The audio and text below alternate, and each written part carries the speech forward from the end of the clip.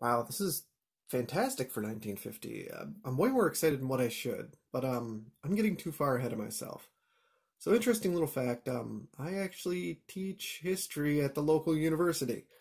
Um, and this is also the first time I've ever bought surplus ammo for my 7mm Mauser. It's becoming actually kind of rare.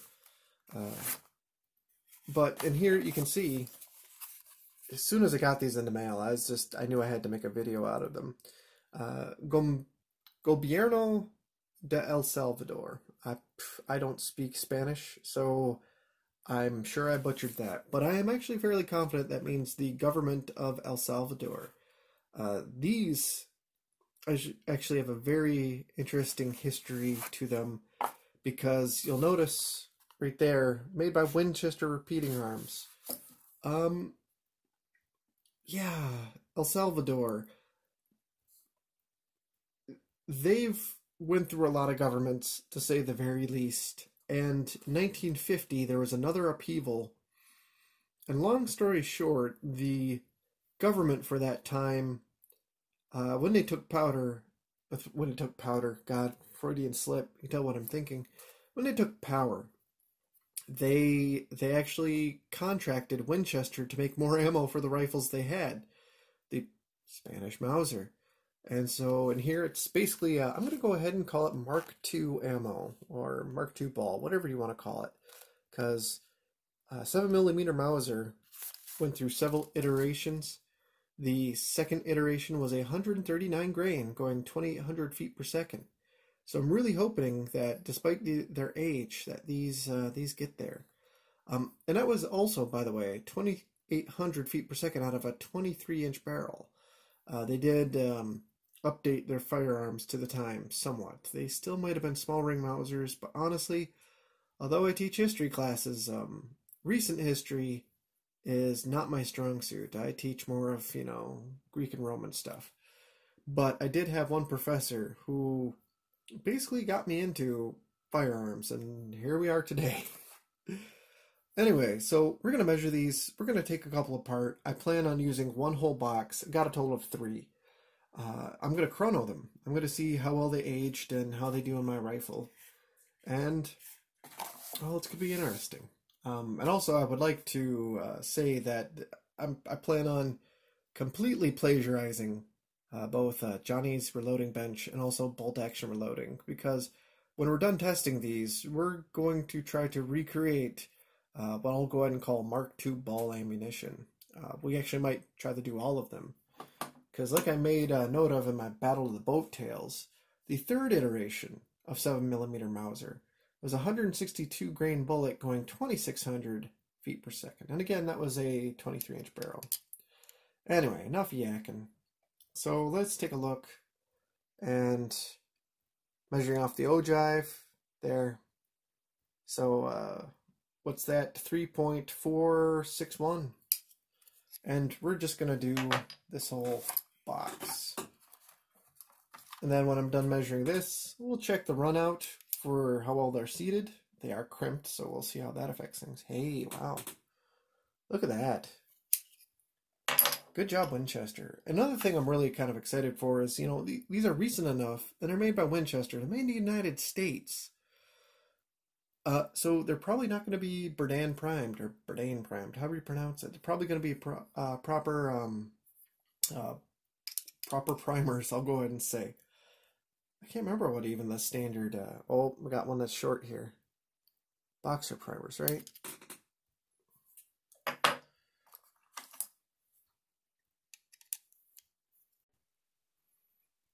I don't know what just happened. My camera just stopped recording. So anyway, this one on target.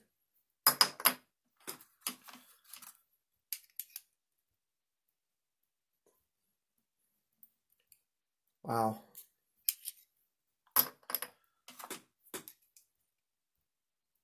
I wonder what the standards for Winchester were when they created these. Like, who's in charge of that? How did they decide that? Because this is kind of interesting.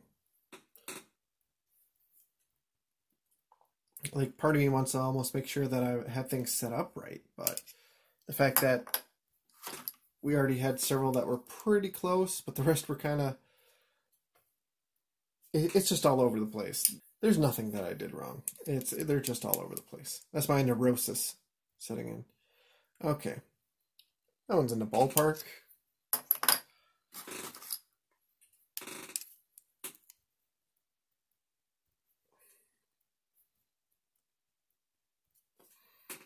$55.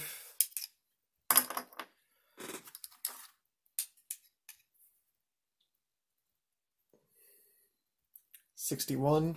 I think that's what they were aiming for, though.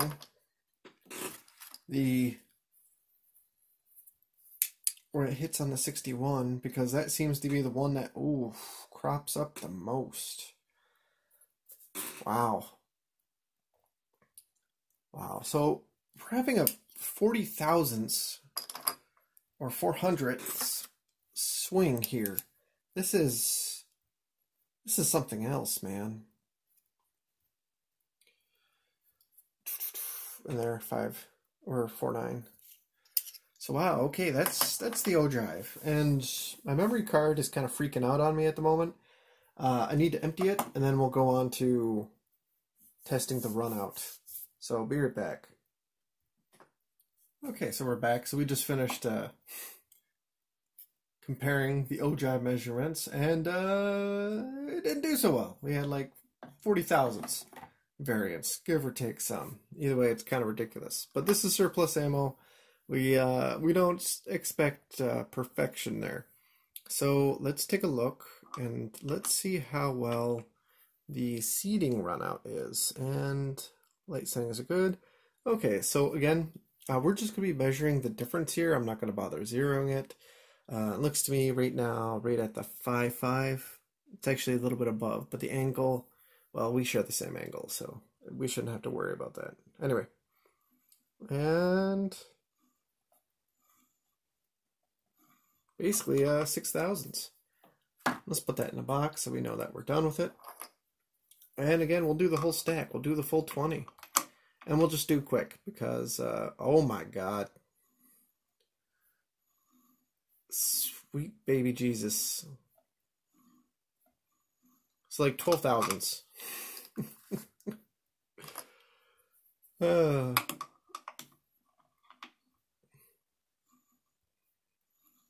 That's my, oh no, that's back to 7 thousandths. I thought I was seeing only 4 thousandths. Only 4 thousandths, I said. There's probably somebody on YouTube just screaming his face off right now. Okay, and oh hey.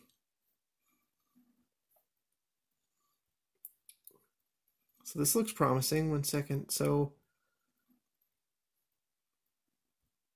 a little under 3 thousandths. Not bad. Good job, Winchester.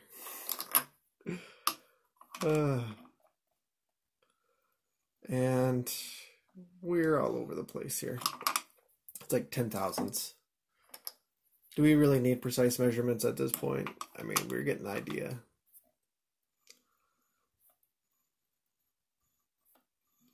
So about what, 7 thousandths? It's going to be interesting to see how well they do. Look at the schmutz on that. It's going to be interesting to see how well these do at the range. So, 5-6 thousandths.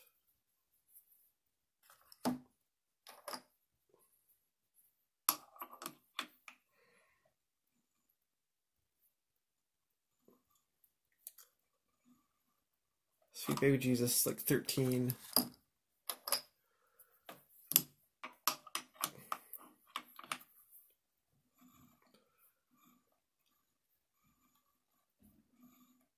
A little under 7 thousandths, we'll call that.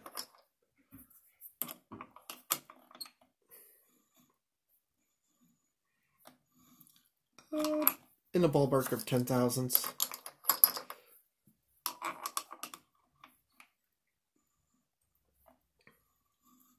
You know, like I was saying before, it'd be very interesting to see, like, what form does the quality control make? Like, is it just visual? Do they have, like, if you read some of the old ordnance books and like how they would pull like a sample every so often and fire them at the range and make sure they were within the accuracy and speed guidelines. I mean,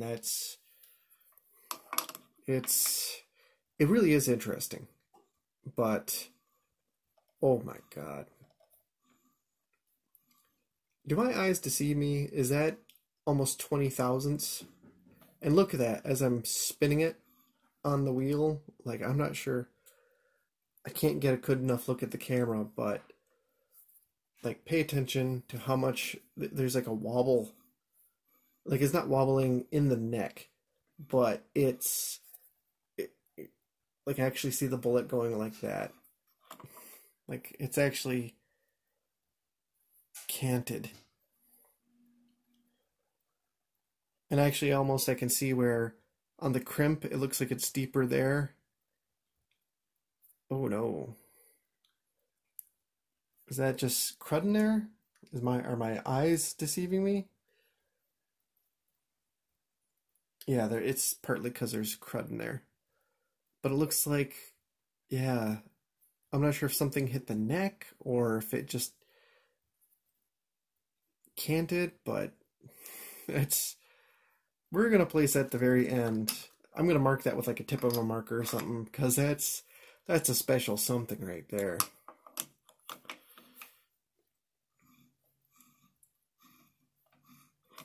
Six or seven thousandths.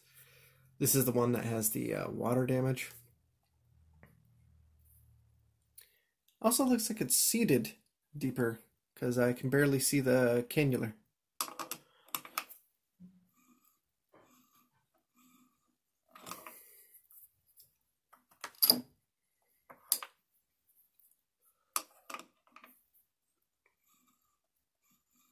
Oh, 1 second. You know, actually the number doesn't seem so bad, but like I felt...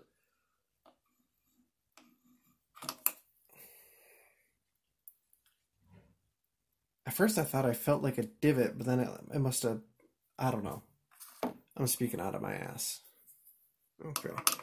Let's see here. Hey! This one only has about 2 thousandths. Maybe a little bit over. And this is the one that has that weird ring. So, who knows what happened there.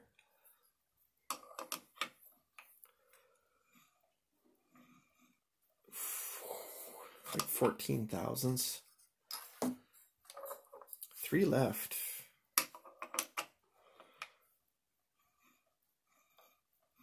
Three thousandths, not bad.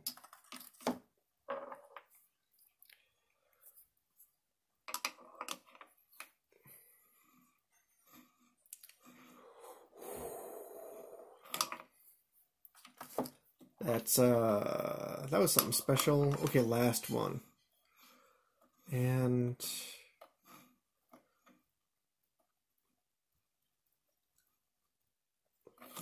7 thousandths roughly?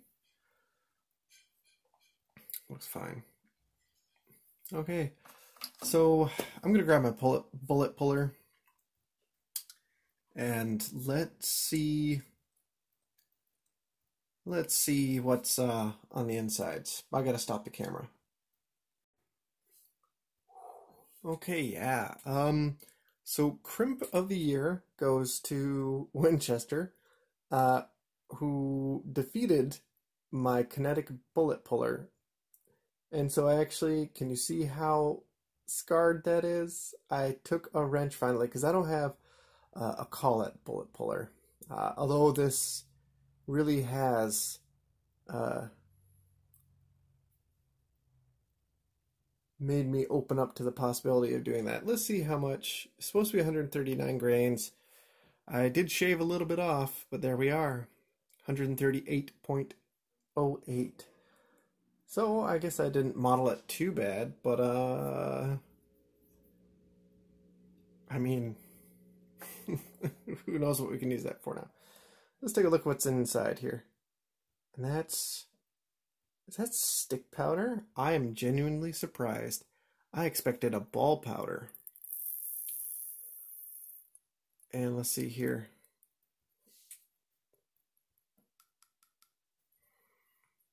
$44 grains. And does any of it look rusty? Because, or does it smell off? It doesn't. This actually smells... I'm smelling it like a fine wine. This is ridiculous. This actually smells very, very close to IMR 4895.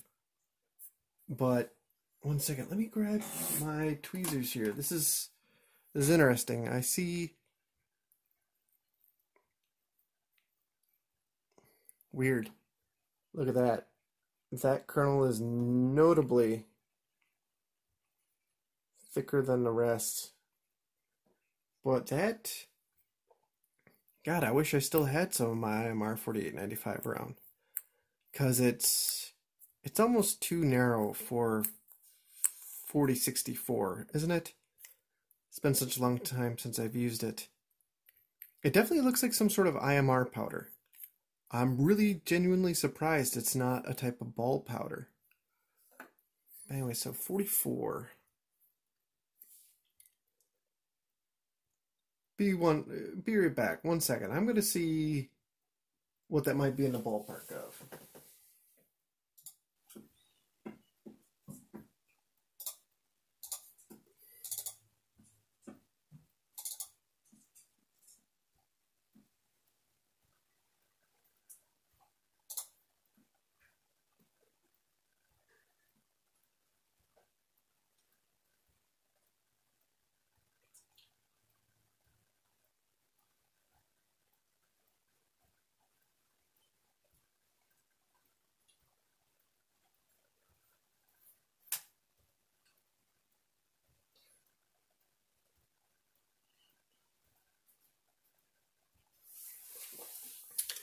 Okay, so I just took a look at some of my older reloading manuals, and if this is 4895, I mean, 44 is a very stout load. Like, that's actually potentially over max. I shouldn't be too surprised, though, because one thing about 7mm Mauser is the old school ammo was actually loaded to about 50,000 PSI, whereas I think modern loads and, SAMI specs recommend 45,000, if I remember correctly.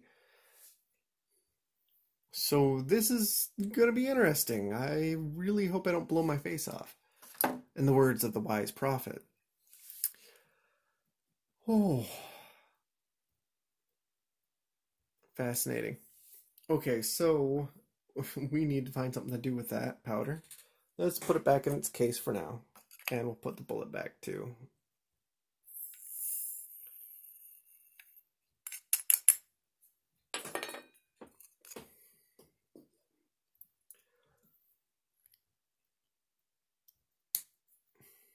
Snap back into place. Crimp of the year.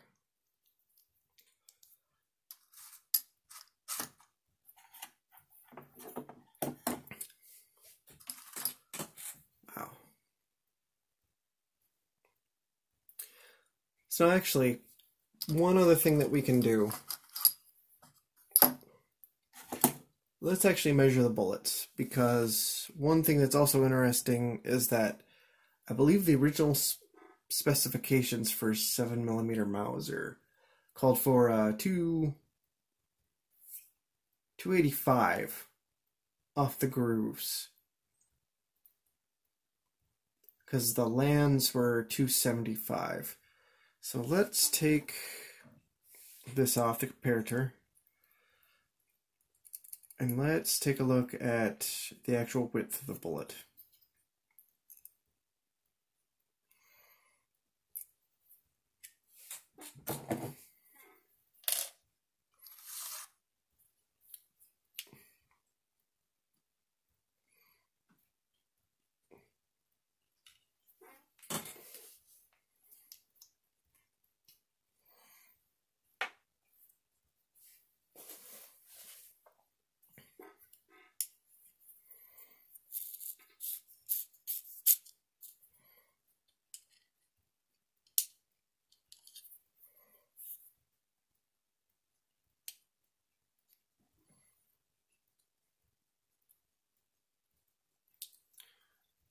And hopefully we're not gumming it up too badly.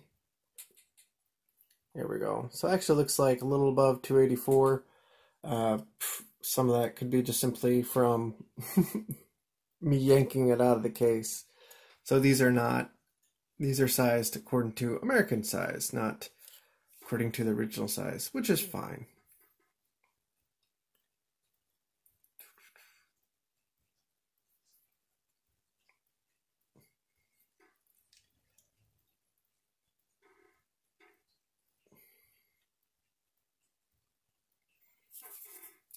Cut.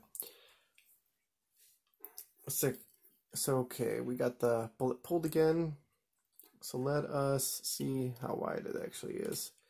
And we're going to try to take into account any moorings I might have done. And even with that, I mean, that's pretty fair. Look at that. 284. That's pretty much spot on. Now, I remember reading that the original dimensions of 7mm Mauser called for a bullet that was actually, I believe, 285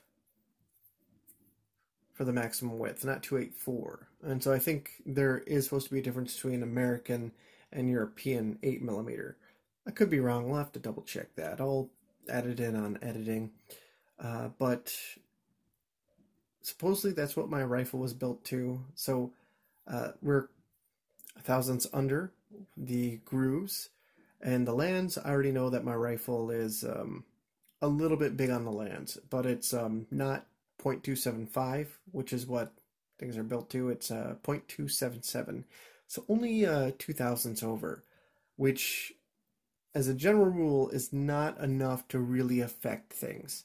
If you read some of the older reloading manuals talking about military surplus, especially like Mazenagant's, Lee Enfield's, things that are like 318 compared to what's supposed to be the 311, that's when things are definitely, I'll go ahead and use the word again, egregious. Anyway, so we've done our bullet measuring. We compared from the ogive. Wow, that's not going in there. And there we go. Again, it just snaps into place. That's intense. I wonder if that's still even would chamber. Let's not be that brave. Let's not be that brave. Okay, so we've measured off the ogive. We've compared the bullet run out. Really, at this point, it's just seeing how well they do on paper and putting them through a chronograph. Also, I reached out to Winchester about this. I wanted to see what they had to say about it, and sadly it's not much. This is the actual question I asked, and this is what they replied with. And you can see it's nothing we didn't already know. It was made for the government of El Salvador in 1950. It would have been nice if we would have gotten like some sort of a rubric, I want to say, or like the specifications that they had to meet when making this ammo, which we'll go ahead and continue to call Mark II. But sadly not the case. But still, it was nice of Winchester to even reply. El Salvador. Okay, so here we are. We're at the CIA World Factbook. Let's check out some facts about El Salvador. And let's start... Oh, background. How convenient. Here we go. El Salvador achieved its independence from Spain in 1821. And then from the Central American Federation in 1839. El Salvador is beset by one of the world's highest homicide rates and pervasive criminal gangs. Oof. Well, let's take a look at a very important point. Let's see. History. Many previous constitutions. The latest is drafted in 1983. So, I mean, we can say that El Salvador is currently a very young country, although there's a lot of history there. It's complex and very political, and well, let's take a look at some quick notes I made, because why the heck did Winchester make ammunition for the government of El Salvador? Well, some more general background knowledge about El Salvador and actually just like Central America in general. It's the economy, especially in 1800s, was really set up to be like um, suppliers for the rest of the world, and so they had a lot of cash crops. In particular, one notable one is coffee. Everyone's heard of Colombian coffee. It's not just grown in Colombia, but anyway, uh, over 50% of El Salvador's exports was based off coffee. And by the way, only like 1%, 2% like had control of over 50% of that market. I misspoke. Uh, that big part of the economy, the over 50%, the 2% controlled. So there was a lot of social upheaval. And, well, there's also a lot of military intrigue. You can probably see a theme here. General, general, major, yet another general. So let's take a look here, because really where the time period that kind of concerns us is leading up to 1950. And you can't say this is where it all starts, but you have this General Maximiliano Hernandez Martinez. And you can see he ruled, I say. I'm absolutely butchering this. But you get the idea. When he was in power, 1931 to 1944, and part of the Partito Nacional. And I'm butchering that, but at least I'm trying. Anyway, so he stepped down from power in 1944 after a suppression of a military rebellion, which led to the execution of 30 individuals, which led to a period of near unmitigated civil unrest. It was so bad he had to step down. And who stepped up was this General Andre Ignacio Menendez. There we go. But you notice here, May 9th, 1944 to October 22nd, 1944. And he's displaced by yet another military coup. And he's displaced by this General Salvador Castaneda. Castaneda? You go ahead and correct me in the comments. Castro. Elected, this person was elected president in 1945, but he was overthrown by yet another military coup in 1948. And then you have this person here, Major Oscar Arcerio Hernandez. And this guy, he would be in power up until 1956. And this is the gentleman who basically he withheld and suppressed several attempts by the military to overthrow him. And it's in 1950 that he contracts Winchester to make ammo for the military. And so here we are, 70 years later, I have 3 boxes of that ammunition. What the hell? So it's funny how history sometimes goes in circles. But you also see some other notes there. Some notable parties that were major players during this time. The Communist Party of El Salvador. And then the Revolutionary Democratic Union, of which this is what Hernandez there belonged to. And so that said, let's go shoot some ammo.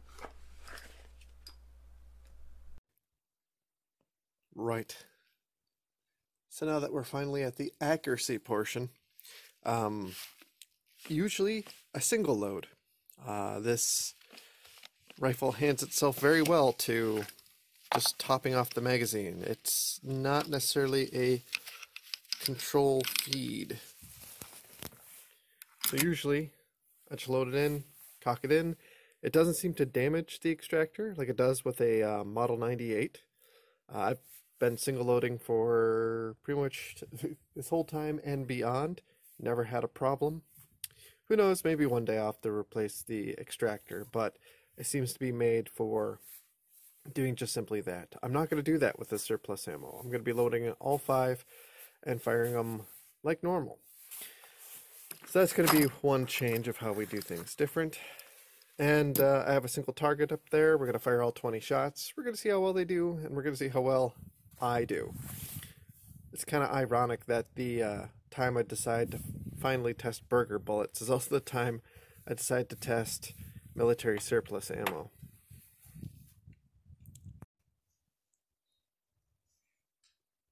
I just had a hang fire.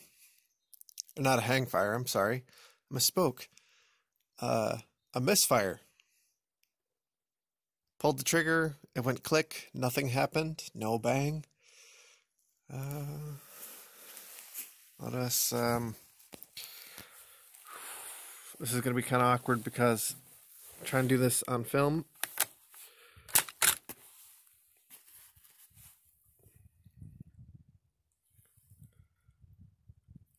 Looks like a very light strike. Let's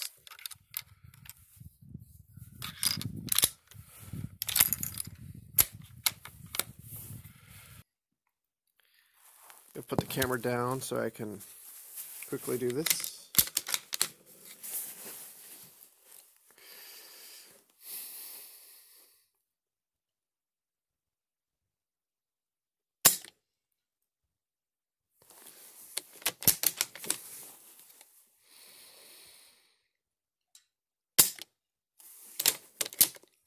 Yeah, it's definitely a kaput primer, so we'll have to find some way to pull that bullet. Currently we're at a 10-shot group, and this is what we're looking at. So yeah, 1, 2, 3, 4, 5, 6, 7, 8, and then 9, 10. And you'll notice that these two are slight keyholes. Sorry, block the camera. Those two slight keyholes. So we have 9 more shots because 1 was a dud. Let's see how well those do.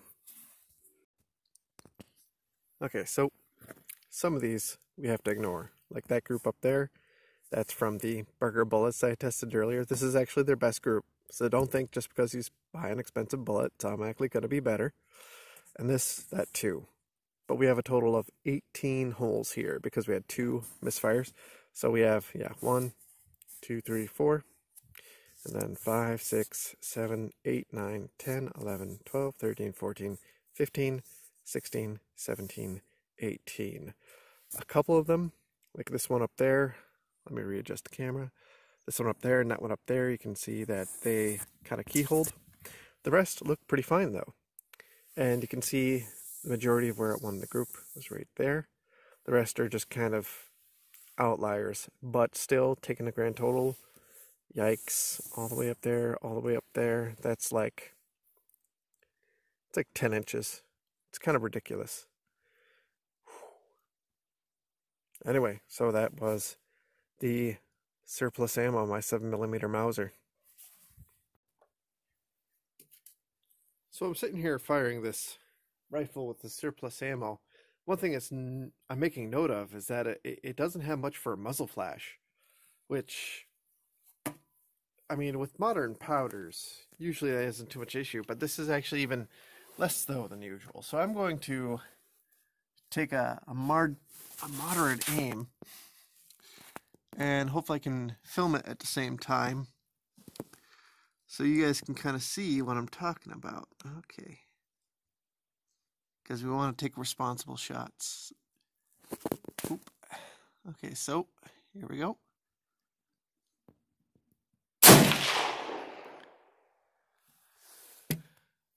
Whew.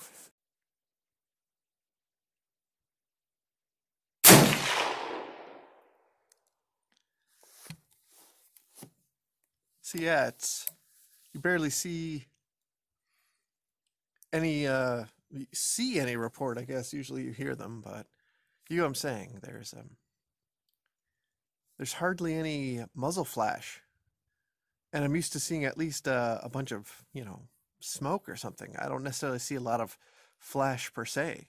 But I'll tell you one thing though. When it comes to leaving particulate, it's not very clean. It's not definitely the best.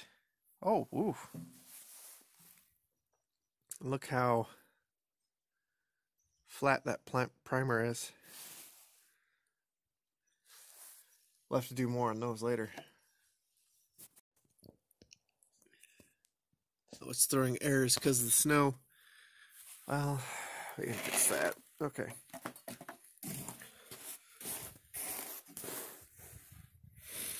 So, I just fired 5 shots of the surplus ammo. This was from the hang fire.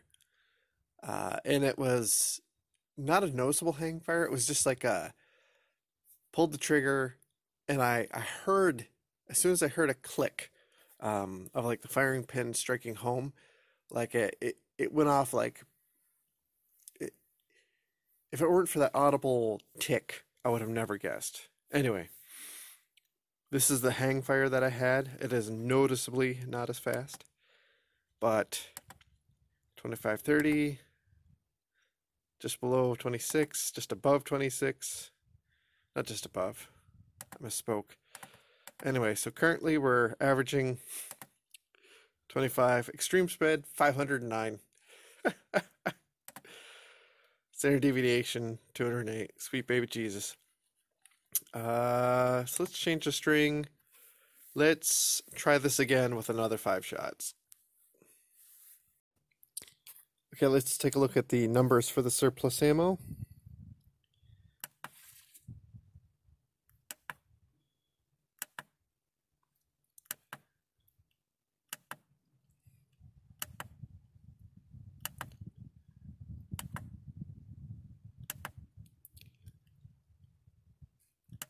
Wow. So the average 2622, I think that's pretty fair. I think they were trying to go for 2600. Extreme spread 157. Standard deviation 48. That's a 10-shot string. Well, technically 15, but we definitely have one that's way out of whack, so that's why we started a new string. Just got back from the range, warming up. Let's take a look at some of these primers. Let's steady things up. And I don't see anything too drastic in this batch. You know, some of these look like they might be flatter than the others, which, I mean, I'm sure that's the case, but also I'm noticing these little rings, maybe from a form of crimp. And, oh, hey. Yeah, that one's kind of cratered. But you'll notice it doesn't look... There's not too much else in terms of pressure signs, though. Like, it doesn't look really flat, does it? Now, let's compare this. Let's compare this to this other batch that we got here. There's a couple of these which look... Yeah, that one has a little bit of cratering. That one right there is noticeably more flat. Noticeably more flat. Like, that's definitely to the point that that's overpressure.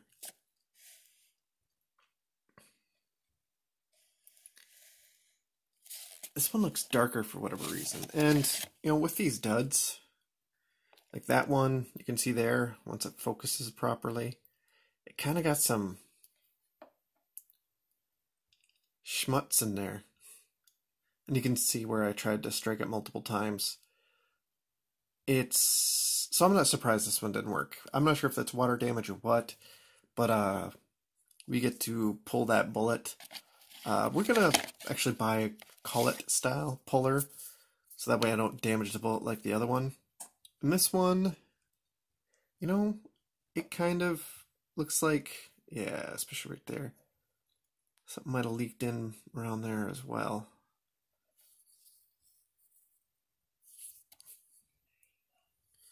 Either way, overall not bad. Let's see if they're actually boxer primed. Let's see if we can actually reload the brass. Because if these are somehow Bourdain primed and made by Winchester, I wouldn't even know what to say. Okay, so this is the right shell holder. And for whatever reason, the shell's not fitting. That's really strange. One second, let me grab my...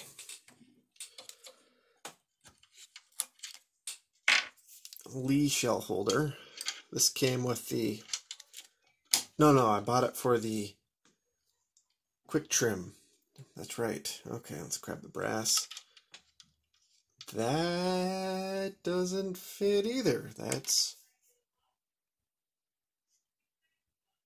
a little burr there. Is that the reason why? No, the burr's facing out and it's still not fitting. Okay. Okay. Since I'm a crazy man, I have one more shell holder, my old Lyman shell holder. Come on. Has a nice patina to it, doesn't it? Using fancy words. Fits in there nicely, snugly. That burr facing.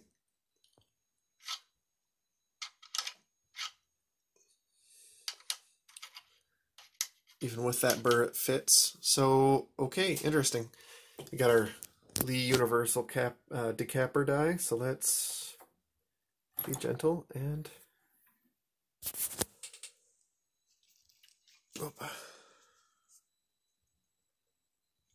Oh, it came apart. Oh, that's definitely flattened. Look at that. Look at that.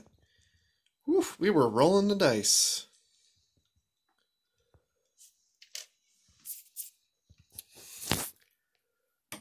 I'm a little bit...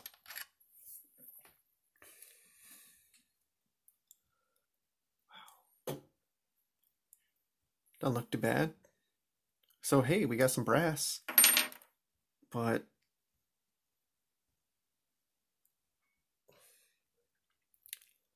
look at that. Do you see how it's creased? How it's mushroomed out? That's definitely flattened. Let's grab one from the good batch, we'll call it. And let's decap that. Gentle, gentle. Fuck, I just dropped it on the floor.